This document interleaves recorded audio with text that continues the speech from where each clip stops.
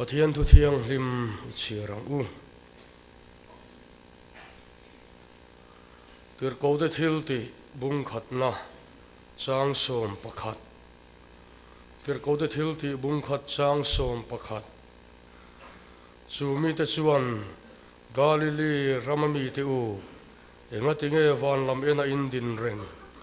hei suwa in hena ta vana hruai chowa om hi vana cho in muang bok hian ama nge hi alo kal le ang ti a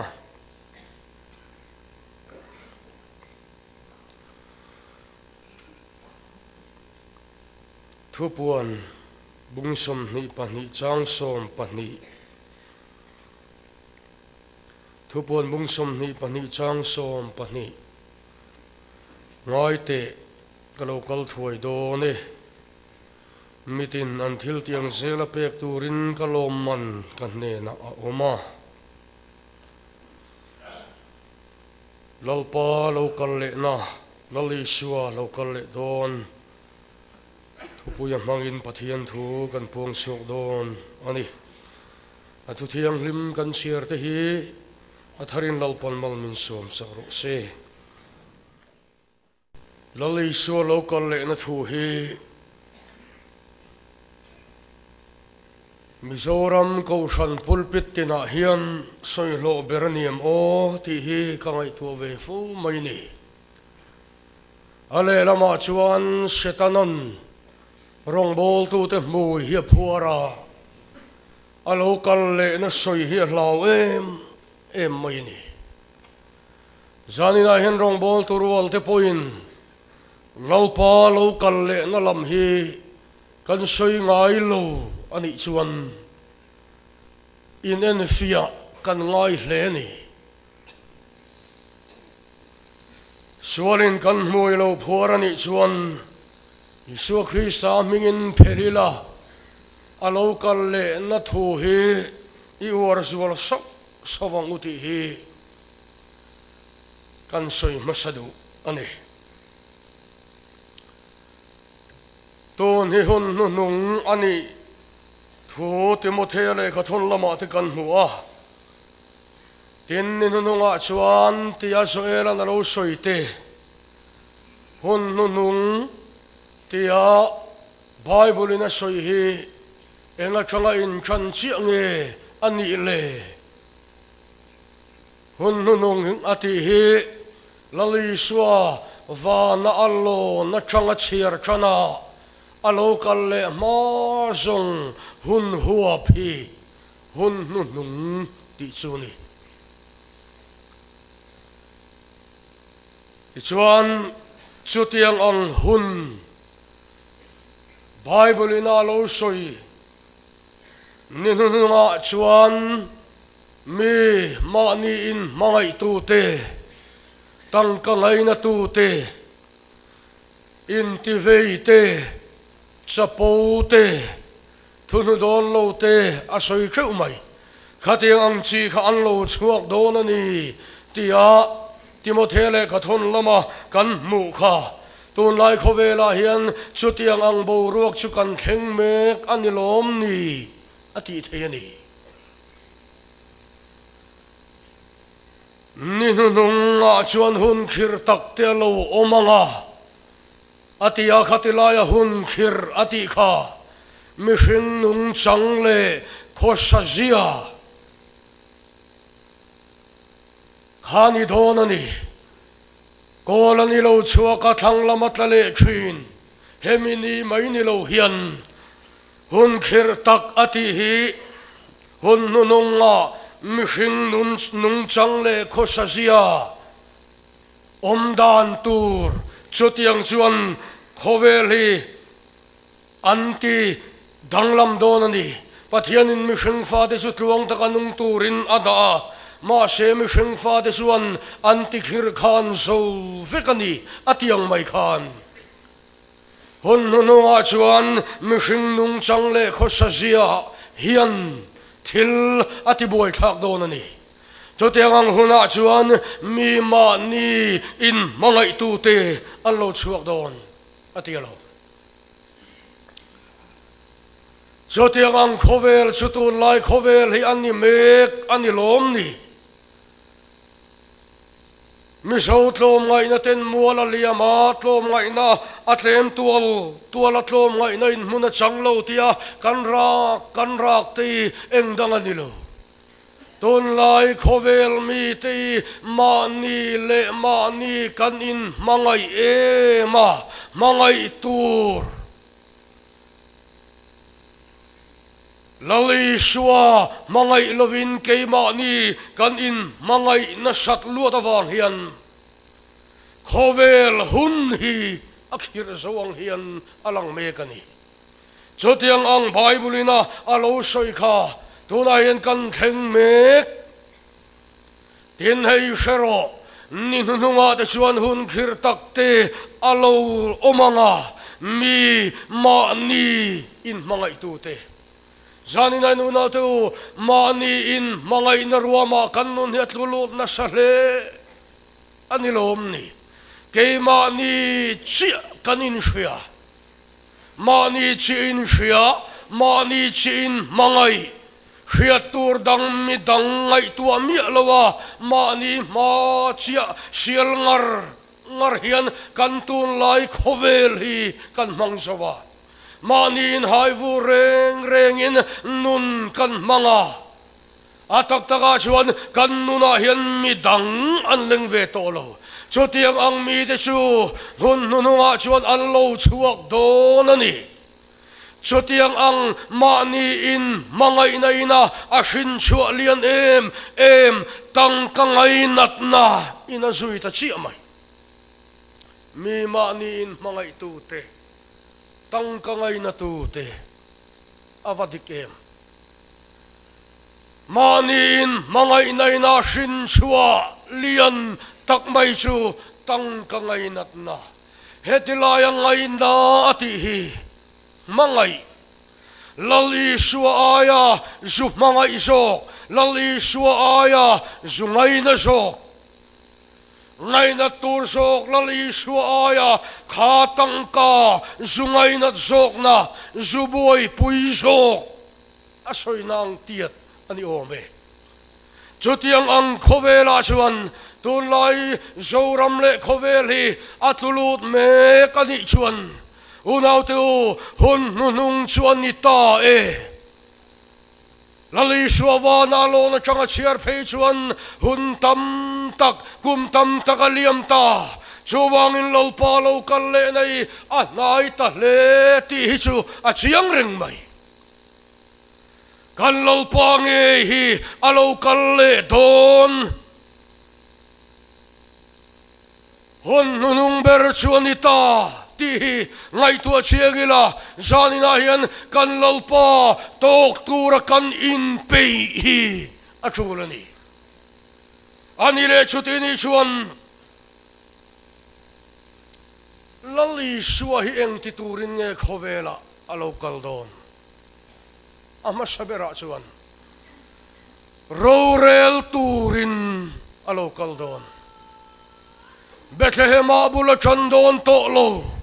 Hirti ang rorel tutur ani nangin roarelanga namtin roarelanga lei ro hi fel takinarelanga in kay big na enge mororel na rual lei mishing tira rorel na rual lei ani chuadaron tidang lamanga adu dan ang in roarelanga chutiang ang khovel rorel tursuan kan lalpa alo kalle don unaw tu chu alo kalle don awang chuan nang le ke nun hi in pei ring avachule khovel thila chuan rorel na rual lei te hivatam em ve o party sarkar sang kan sonto mani party indu sakbinga rorel na rual lei he rama poina tamhle mai Thilti thei tu te nan no man ma ka thilanti thei lain ati ve thei lo tu te an bet rop na rama he ram hi kan siam me ka hetiang ang rorel na rual lehi kanlal palo kalhuna chuan aron tidang lamanga kan chanturang ang hiret heiber changa hausaber thegin kan changkang to don tulay zoram nun le unaw to kan khovela hisuan rorel na rual leyatam maya heihian kan nunatina kan nunatiru meka heihian daladang lamdona lei roware langa ani chuan thutakin roware lang chu dang lam to donani rowrel tu te chuan thutakin rowan rel to lova tu laya hian kan rama ngei po thutak chu kong laya let renga engemo sumle paile indu sakna wangin rowrel na hi kalbur burang hian alang tlata heng zong ikan lo palo kalhuna chuan adang lam tonga ani chuan fel takin roware lang khovel rorel turin kan lo pahi alo kan le don idu emo du lo emo to kati huna chuan alo kal mai don unaw tu kan lo pahi an ro pui takin khovel aron thenganga chuta meu chuan khup tin reng aman thing thianga leitin reng an in puanga khovel hi amang ang toanga chuti huna meu chuan ako shan chunga van nei zia hi alo lang tonga ako shan fati hi anena thing turin min shuai tong rorel na rual leihian muala liam ve toanga leiro hi fel takidare lang thutakin rorel don jowangin khovela hian rorel turin lo kal le don soitura tam theyang alo kal le hun tur chu pa cholo chuan shelo zanina hian ka thian ngai to chiang ro alo kal le hun tur dar kar tu man kan shelo ahun le dar kar kan shelo wang tak hian alom lalpa tok tur kan in peireng mai hi chul kan nun hienga motimuan muan ina muanga alo kal le na beisei nai kan nei te maya khovel silhian kan in ti khat zung maya unaw tu hetiang ang ti sa thil ringota kan in ti khana lagata hi hoi kirila lalpa lo kal le na beisei na hian kan thin lung ti khat ro se chuta chuan kan nun hiadang lamanga he khoveli kan mikhual na ramania kan khual sin na ramani ti kan chianganga mikhual cha omdan kan thiam tong khovela hian kum hlun ture mo kan in tia theito pin kan in hai vura chente chuan du mange o ti tur te kam mu ve nual mai kan lalpa hieng tika mo chuan alo kal le ngei dona unaw tu alo kal le ngei don ti bible in min shila le khabut hiang limina soi hi ado don reng lo adu hun alo kal mai dona tu man chu tiang dar kar chu kan shian lo wagin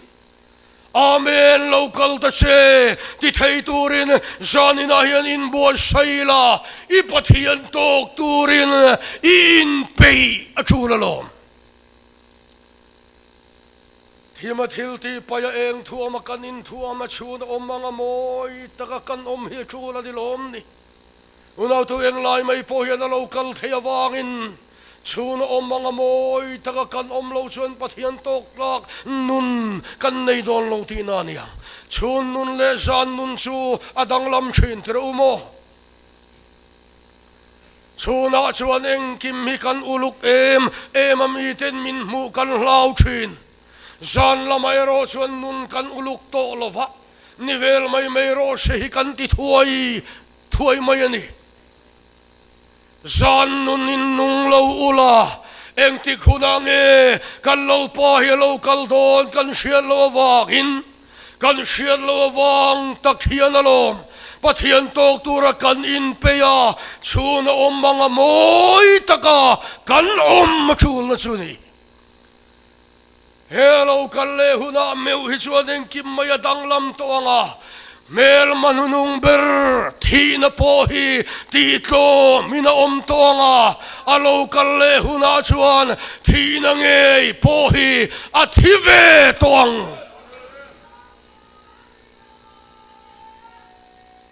unau tu thina in thu nei don to lova chuti huna meu chuan ko san chung om lok sia le kan van nei big sia hi kan muanga Paul chuak te lain chir ve anga chuti huna chuan ko san chua san ten lain chir ve ang ti hi ke chiang in ka hria kan lo pa hian a ko san chung kwa ni Rorel saktura local don ni chuti huna chuan a ko san chung koi chu ang chunga min la to ngei mai don ani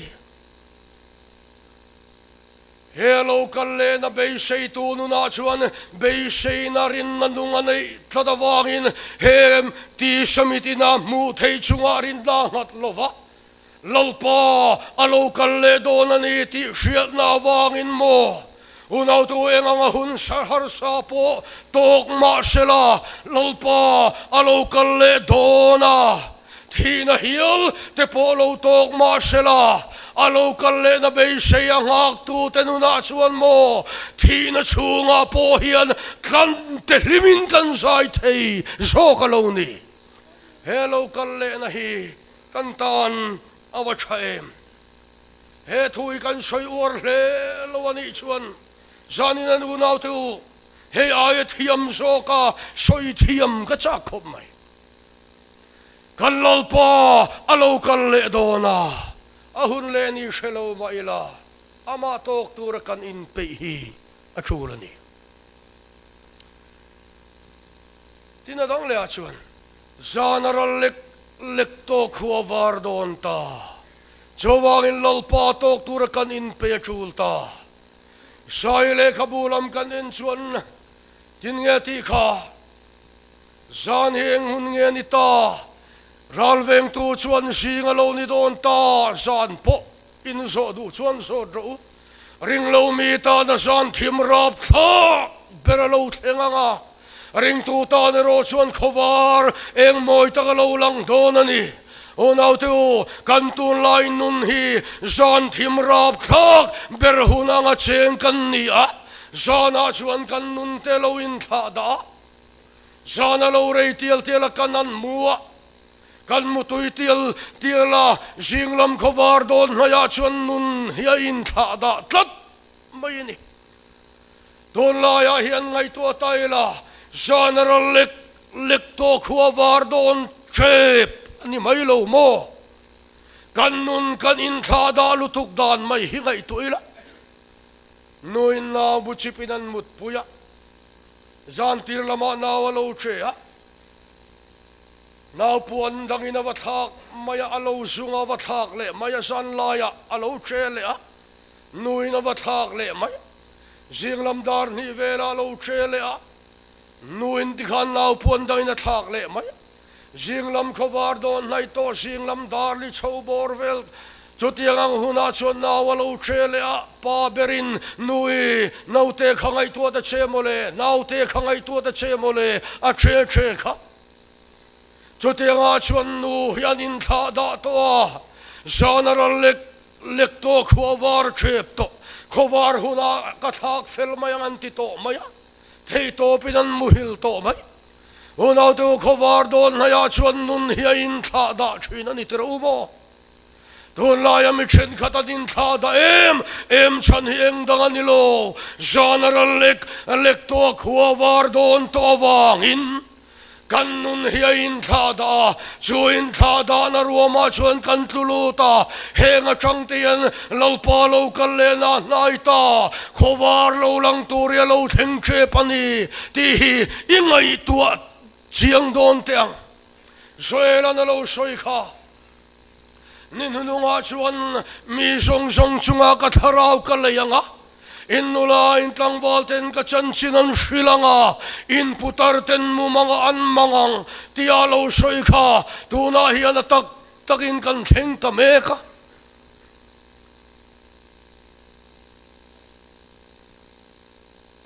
propa suratana lag tharte heng te ngai tua tail an kum hiavan anvan no panglom to te lulem ve o in nula in tlangwalten ka chanchinan shilanga nimin pialo ka pro pastor lag thar ho anon ti te kha an pian kum ne na han ti sel khan an van no pang o ti tur chun om nok mai hun nu atil lo theng tur zol nei na lo soi lo kha theng me ka ke ni no pan ve lai pon ti ve khang lang ila thusil tu chu upamin pui kum lama upatak tak ten nia ma se tun la ya chon chan chin chashila thei pato pa beitu missionary kalte pro pastor tana lagte revival speaker tana lagte no pangte te ania unaw tu atak taga chuan Goshan kal phung po du thu sama la shethiam manglo Rorel na apo Goshan upa seniorte pastor seniorte dan kai shuai ngai tak tak te hetiang ang mi te chanchin chashilinan boy tahle khovar don na ya ar khuang hingai tula akhuan thiam pang ngai ar pachal an khuang manglo khovar don na ya chuan khuan sirtir an lo khuanga nallo takten thiam lo takten an khuang chutiang ang huna chuan he rampoi om me kan ti theyang ar khuan sirtir te an ron khuanga chanchin chashilin theito pinan vak meka heng te kan ngai tua chuan zol nei soelan alo soilo ka kan theng meka general lek to khuavar don ta lalpa ngei chualo kal chep to ni ti hria ila janina yen kan lalpa nge hi alo kal le don awangim unaw tu alo kal le huna kan buai lo na turin itun nun ka film kurang che apoy mo le in ka hria lalpa ngei chualo kal le don engtin nge kan tiang unaw tu atak taga chuan mo ringlo mi te tan phei chuan athin urna shithaturin lalpa chu mai ne na local don tin zol nei sai phei chuan soi ringot mai arab thak leang mei thil ti thei sia le rap thak sia chu kan hrian elom ni lalpa ngei chu alo kal leanga mei thil ti thei na rap thak tak nen khovela aron kalanga chuta chuan ringlo mi te hlavin an khuranga ama ring tu te ro chu kan lom na ni in her chuak ve to anga ama ring tu ni log sia kan mu ve to ang lalpa alo kal le don zanina hian unaw tu kan tun nun me ka hian local ta phut mai sela kan in pm le tilam te hi maninen fiana ni mangte tina dang le achuan alo kal le na thu hi ring tu te in thamuan ton kan in thamuan ton na turani khovela chuan har sadna le boy na le mang anna omsela ala omsel don ni po na hriata hetiang angkara hian unaw tu thamuan na tur kan nei lo iswa alo kal le don voina hian rin na konga ke kan pe na wanga kan lo tuar tlok atlok ani poin lalpa kan rin na wanga kan tuar ni poin thamuang takin omro lo iswa alo kal le don kalau kal thuai don e ti tu khan do ta soi don lova he khovela nge hian ama kan lalpa nge kha alo kal le dona he thu hi kan in thamuan ton naturaniang thalera khowot tak maya unaw panin kongan bowa an mangang em korluma chahak turan neilo avotan tile maya anaw zokin ka uvot maya tia khurlok zanan han tikhanan chutay varingot maya niya mainti lumna dangan neilo ka uvot maya tile sinanaw zok chuan awi na thamuan na nei chun chu mama thamuang takin omro zanara lang khua war do na ni khua lo war chuan chaklama nia lo chua ka nga chu ni chua ka chuan an she om torte aron ti danglam do na ni ti kha awi na shetlat mama zanara lang khua war don thamuang takin omro zani na yan unaw tu eng mareng hilaw turtak takalaw omlo ama kan lalpahi alaw kan ledona hetuy kan inthamuan ton natur aniti siya ila patian ko siya notian alaw kan lena tutay say uarila hei kan inthamuan ton nan imangang umiyang zaninayan nan na eng mo benvon neya kalaw takanat na vanga rumekin omem lungay su lali suwa alaw kalle don jota chua di dang lam ve toang eng tin nge bible na soi kha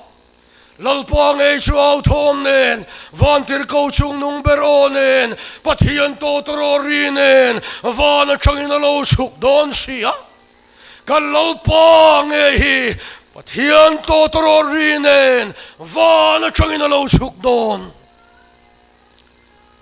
hetuy kanin thamuan ton naturani